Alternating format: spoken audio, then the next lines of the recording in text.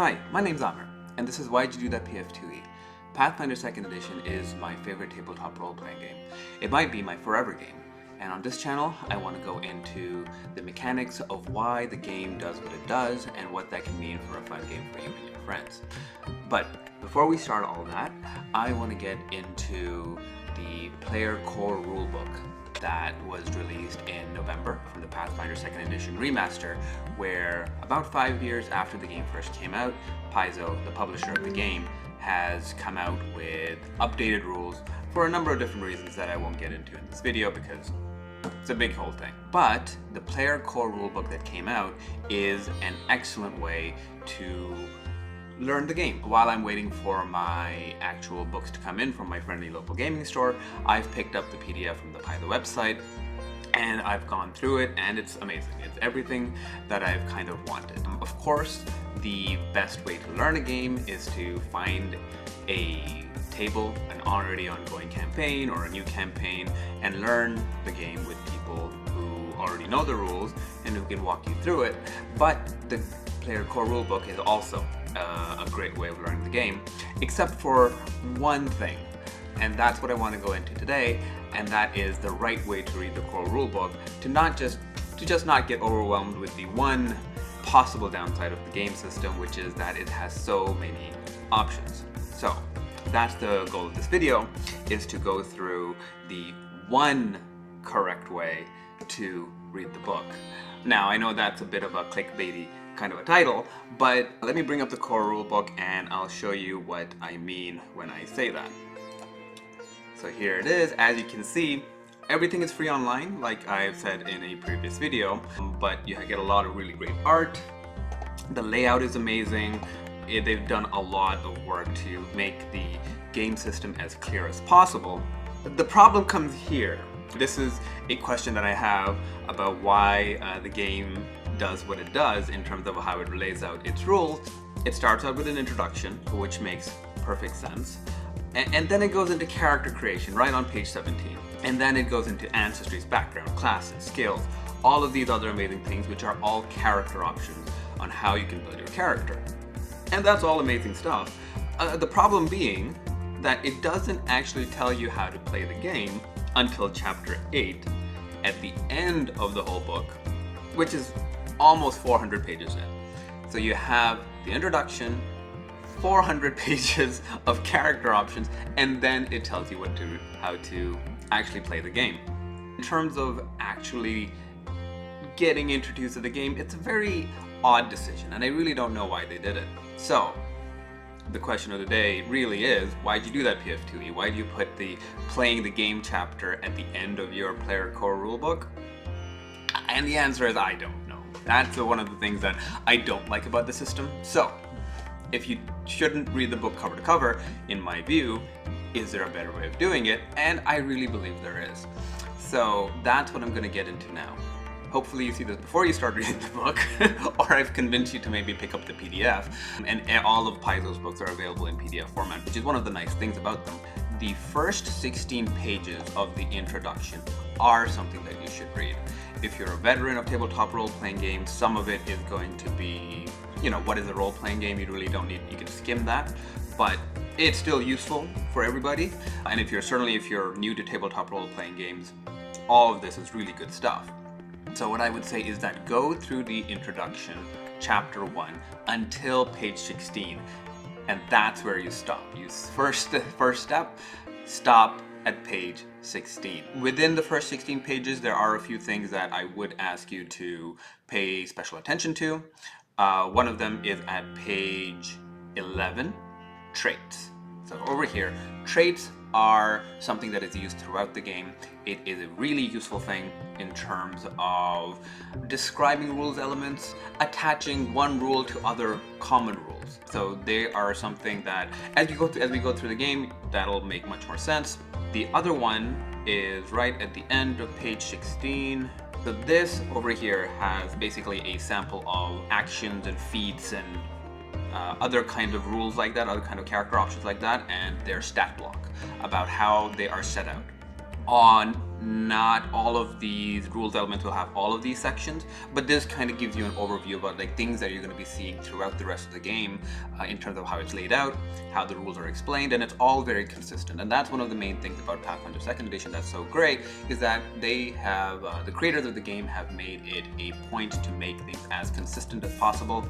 That's where the traits are, so the traits will appear here, which we talked about before, and this is the entire stat block. It's got everything that you might need in here. Most stat blocks are going to be much simpler than this because not all of these are required, but some of them will get complicated, especially a little bit higher up into the game. So that's the first thing. You read chapter 1 until page 16 and then stop. Do not go through the rest of the book. Next, what you need to do is jump all the way to the end, all the way to chapter 8. Page 396 to page 440. It's about 44 pages. Like you see this giant book. It's like, you know, almost 500 pages, I think. 450 pages. It's a really big book, but the actual playing the game part is very concise. It's a very slim 44 pages, which isn't that much compared to some other rule systems. 44 pages is pretty good, and this has everything that you need, all the basics about actually playing the game. There's a lot of really good baseline information about how the game, just as it's presented. Of course, you can, just like any tabletop role-playing game system, it's not a game until you actually play it with your friends. The game system has some baseline information about like what kind of stories it's expecting to tell, and it says, for example, that this is kind of like a PG-13 kind of a model, and then it goes into like the basics of play and all of that sort of stuff. And this is really, really good stuff.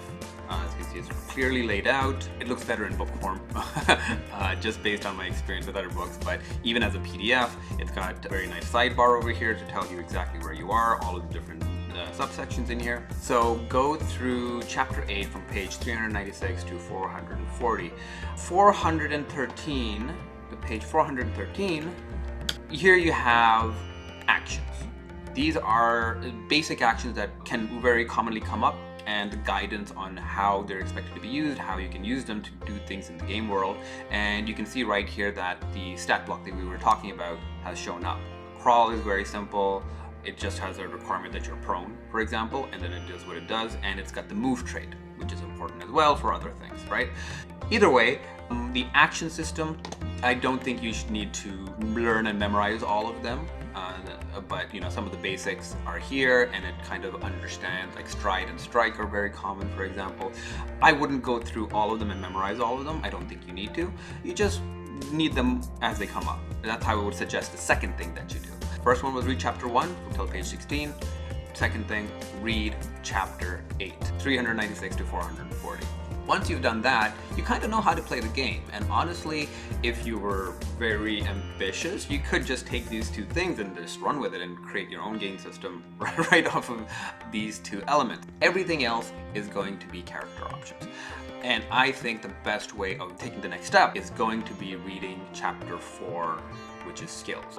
Skills are where character options start to come into play and build on top of the basic rules that were in chapter 8. Skills are, I'm not going to go into them too much because that's a whole video of its own. Inshallah, I'll be able to make it. I don't know. First 2 pages of chapter 4 will tell you a lot about how the character that you build to be good in certain skills and not so good in other skills is going to come into play.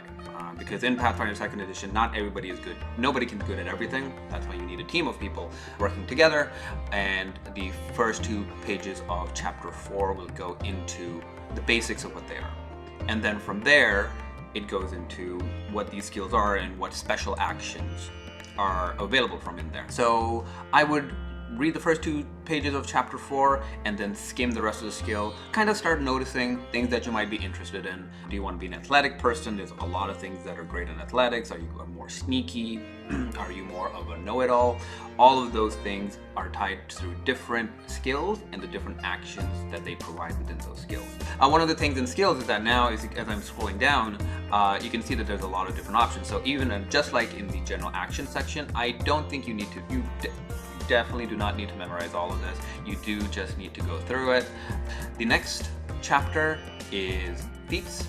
Feats kind of build on top of skills. They're another set of character options, and both skills and feats are kind of like the basic, two very basic fundamental blocks of character creation. So feats are essentially very special actions that you can take that are built off of skills or just generally, or very special abilities that your character can have, character has, that starts making them even more unique. Like everybody can know about spells. It takes an extra effort and it takes an extra ability or talent to be able to recognize a spell very quickly.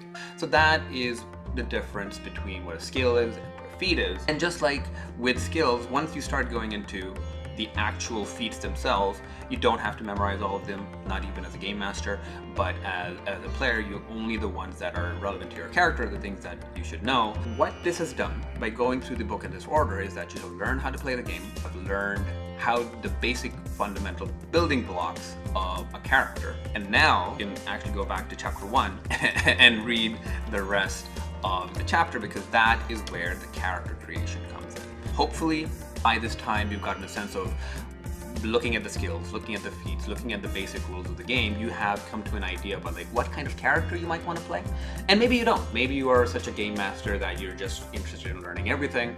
But hopefully, even as a game master, but definitely as a player, the game has inspired you to think of a character concept. And if not, then go on to pages 20 and 21.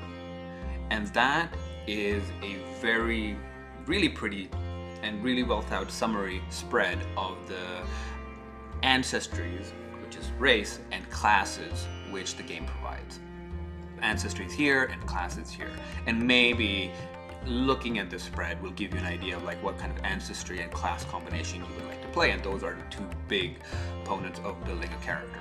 Read those, see if now you have something that is interested in, and just go into those sections. Even if you don't have something, then just roll randomly on these 8 options, and then roll similarly for the classes, another 8 options, and see what comes up there, and just go into that. Really, the takeaway that I want you to have is that the player core rule book is amazing, but most of it is just a reference for things that will only come up in certain situations. And the parts of the core rule book that are relevant to everybody isn't that much. It's chapter 8, really. Everything else you can skim and only grapple with when it comes up in a game or when it becomes a part of a character that you want to play. So for example, you might decide that you want to play a dwarf cleric, right? If you have dwarf, it tells you right there, that's page 42, go straight to page 42, and you start reading about dwarves. It has the flavor of the dwarves in the default setting of the game, and then after that it has more of the mechanical parts of it, and you can start seeing the same stat block coming into play. And then maybe you are intrigued by it and you say, oh, okay, I want to see what this clan dagger thing is. Then you can go to the clan dagger section, which is in the equipment section. You read the basics of the equipment, you read the basics of weapons, and then you go into the clan dagger to try and see what makes that special and different from a regular dagger, for example. But that way you're only reading and really only focusing on the chunk of the rules that are interesting to you in that particular moment. Similarly, let's say going back to the start and you decided to do a dwarf cleric.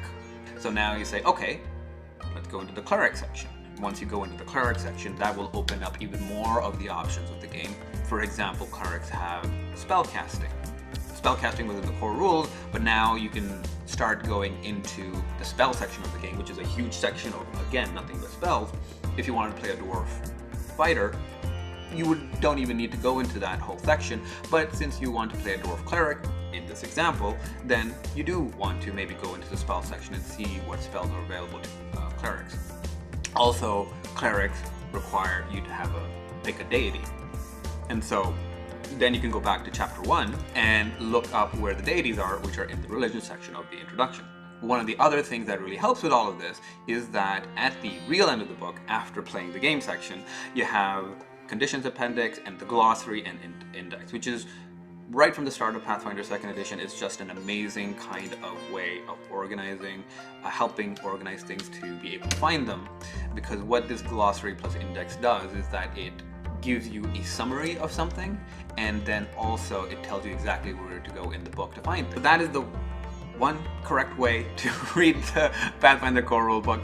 In the end, there's no right or wrong way, but I really believe that if you just go into read the basics and then look at just the character options that are relevant to you, that is the best way of just learning the game, if you really are learning the game from the core rulebook. Honestly, even experienced game masters are looking up rules in Pathfinder 2nd edition all the time. It gives you a ton and ton of character options, world options, monster options, everything.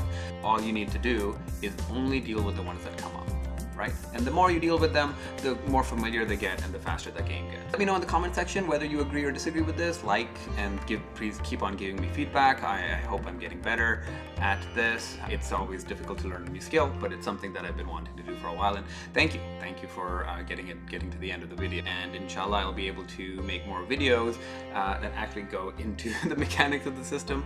But you know, I think there's a few more intro videos to do before I get into that.